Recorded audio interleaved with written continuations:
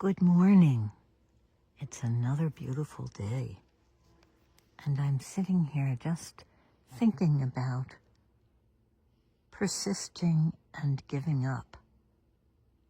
And I wonder if you'll agree with me that sometimes it's wise to give up when you're trying and trying and trying,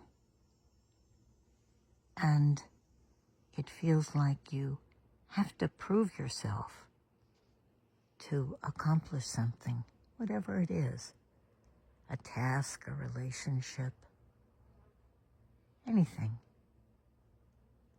A wanting to be a certain way that you aren't, wanting to lose 10 pounds. Everybody says that it's very important not to give up. Don't give up the fight. And I think that's wise. We, in a way, dedicate our lives to persisting in something and trying in all different ways, some primal longing that we need to fill.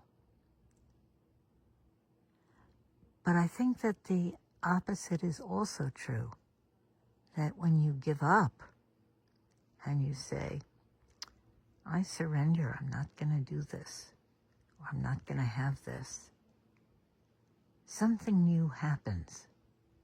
And that something new leaves space for pursuing in a different way, in a different vein, in a different part of yourself. It opens a door. It may entail a painful experience of the giving up. But after that, grief about it, there's a kind of lightness and a newness and unstuckness that can happen. So I love the way that in Jenlin's philosophy we can say, never give up.